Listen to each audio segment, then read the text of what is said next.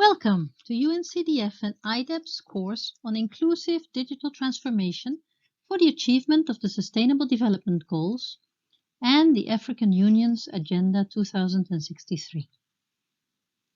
Great to have you here. This course has been prepared by PHP Development. In this presentation, I, Peter Sparreboom, will give you an overview of the first module, which contains an introduction to the course. To get the full benefit of this course, you need to read the full course materials available on the platform. If you're interested in learning more, I suggest you check the extra reading materials provided.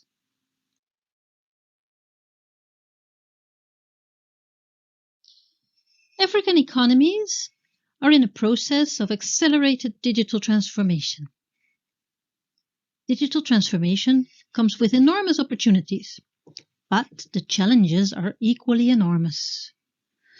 One of those challenges is that digital transformation is like a double-edged sword. What I mean is that the effect of digital transformation on the inclusion of marginalized groups can go both ways. On the one hand, it has the potential to significantly enhance productivity and increase prosperity. On the other hand, digital transformation introduces new risks to citizens, businesses, and governments, which need to be carefully managed. Without any government intervention, digital transformation is likely to be limited to large companies, increasing their market power at the expense of the consumer and increasing the digital divide. Where governments focus their effort on support for the design of digital products and services that meet the needs of marginalized groups, digital transformation can actually help to reduce the digital divide.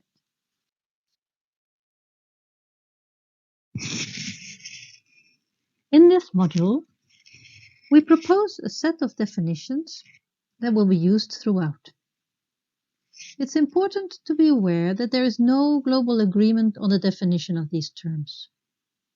Shared definitions will help us communicate more effectively.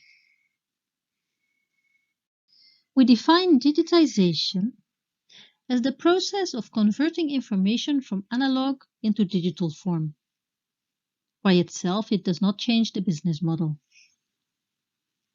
The term digitalization will be used to refer to the use of digital technologies to change a business model in order to provide new opportunities to create value and produce revenues.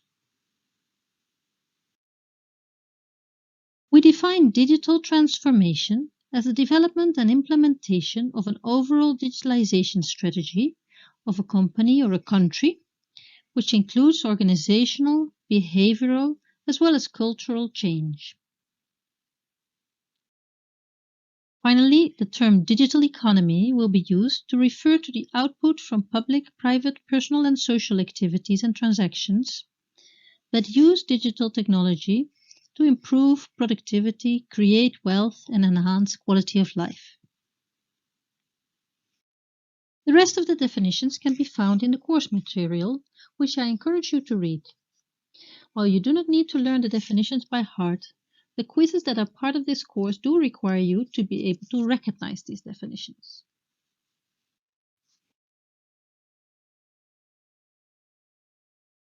Now, what is the state of the digital economy in Africa?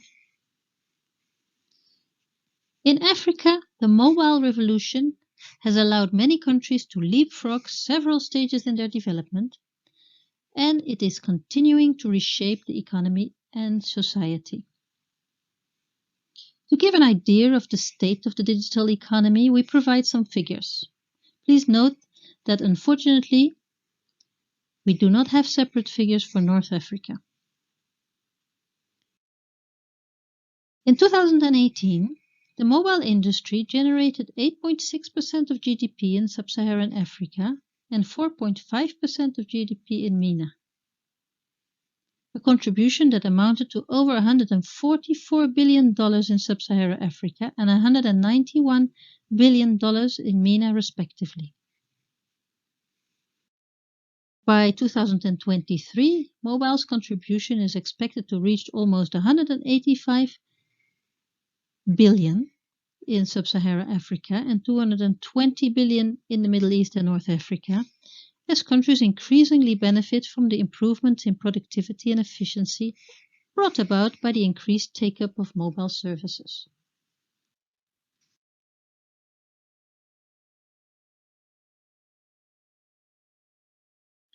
Also, Africa has emerged as a mobile payment leader. The launch and growth of digital financial services has led to an unprecedented increase in the number of people enjoying access to formal financial services. In Kenya, mobile money has revolutionized the financial sector and increased the pace of financial inclusion. On average, Kenyans moved more than $100 million daily in mobile transactions in 2018, which totaled $40 billion over the year, equivalent to almost half the country's GDP.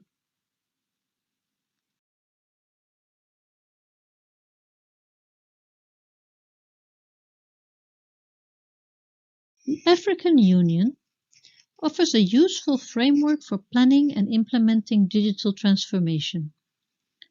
The Digital Transformation Strategy for Africa 2020 to 2030. It proposes a structure consisting of 4 foundation pillars, 6 critical sectors to drive digital transformation, and 5 cross-cutting themes. We will look into these a little bit more deeply now.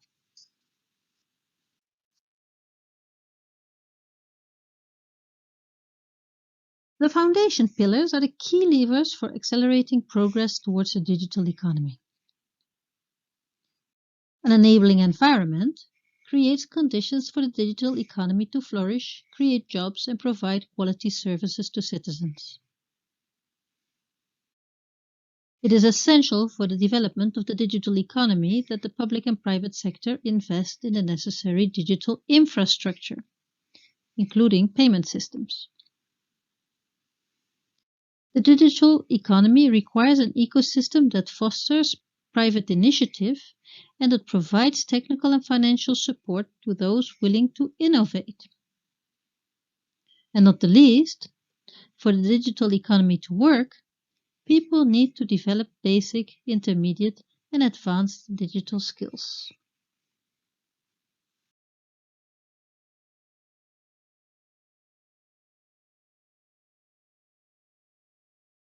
Critical sectors. Strong foundation pillars allow private companies and non-profits in different sectors of the economy to build digital platforms, products, and services in critical sectors like industry, trade, financial services, agriculture. Strong foundation pillars also allow national, regional, and local governments to build digital government platforms, products, and services in critical sectors like education, health, and governance.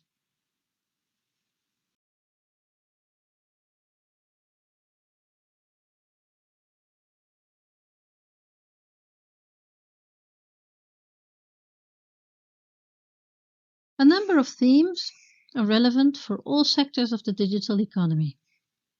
I would particularly like to draw your attention to the ones we will be covering in this course. They are new technologies whose full potential has not yet been exploited, digital identification systems or digital ID, and cybersecurity and data privacy.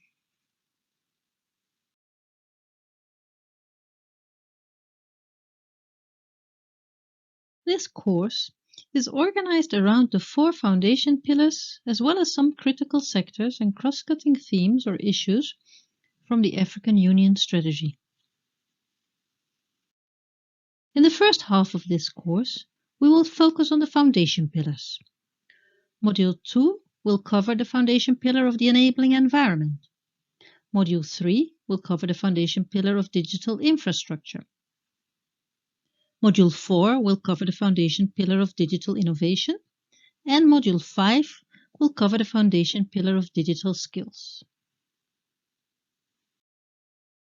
In the second half of this course, we will start with the critical sectors and some cross-cutting themes or issues. Module 6 will cover digital services provided by the private sector and non-profits. It will also cover emerging technologies. Module 7 will cover digital services provided by the government, as well as other aspects of e-government. It will also cover eID. Module 8 will cover cybersecurity and data privacy. The course will end with two overarching items. Module 9 will cover the Inclusive Digital Economy Scorecard, or IDES, a policy tool developed by UNCDF to help assess and track digital transformation. And Module 10 will cover Inclusive Digital Transformation Strategies, a policy tool to plan and implement digital transformation.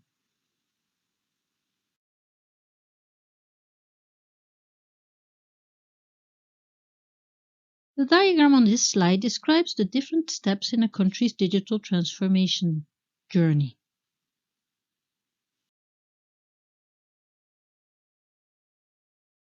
It starts at the top.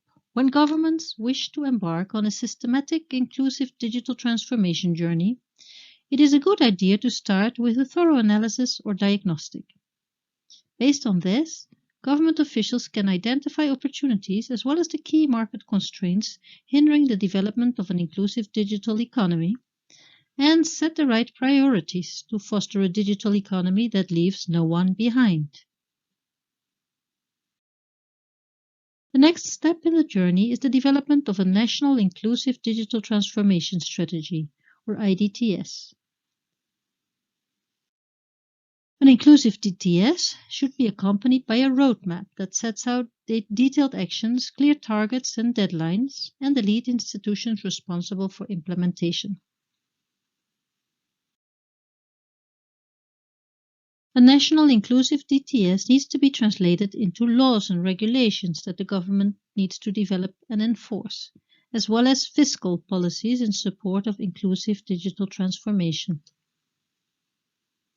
The final step in the inclusive digital transformation journey is the careful monitoring of implementation and evaluation of impact of the strategy and the specific instruments used. It is important that lessons learned are taken into account in the update of the digital transformation strategy that follows. Inclusion in the digital era is not a given. Technology in and of itself is neutral, and it can lead to either inclusion or exclusion based on how it is deployed and whether it is accompanied by measures to ensure new forms of exclusion are not introduced. In its Leaving No One Behind in the Digital Era strategy, UNCDF places particular importance on the inclusion of disadvantaged, marginalized, or vulnerable groups.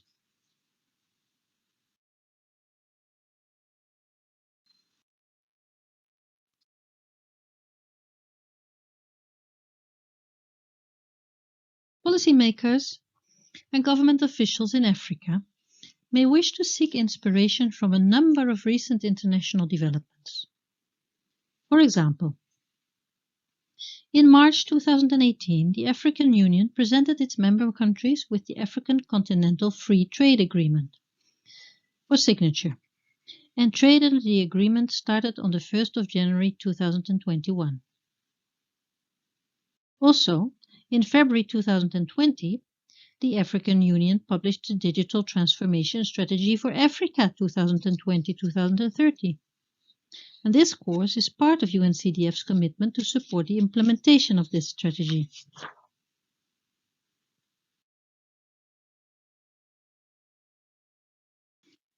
The Digital Transformation Strategy for Africa, in line with the African Continental Free Trade Area, aims for the creation of a secure digital single market in Africa. Some of the elements that make up the single market are listed on this slide. For example, The creation of a continental-wide roaming area will see the cost of cross-border voice and data traffic to be regulated at a certain price. A company will be able to open an office in another African country in a very short time. Companies will benefit from harmonized rules across the continent and will reduce their operational costs. Startups will benefit from a large market and will be able to truly scale up their solutions. Mobile payment systems will be interoperable, so you can send money from one country to another irrespective of the service you are using. Digital professionals will enjoy right of working in any African country. You will be able to order products from other countries using e-commerce platforms at reduced delivery prices. Your mobile eID will be recognized across the continent. And foreign investments in the African digital sector will substantially increase. A digital single market in Africa will truly unlock the continent's digital transformation. Thank you very much for listening. We look forward to hearing about your experience with digital transformation in your country on the forums. Please do not hesitate to ask any questions about this presentation or the course materials. We are there to help you deepen your understanding and will do everything in our power to make you complete the course successfully.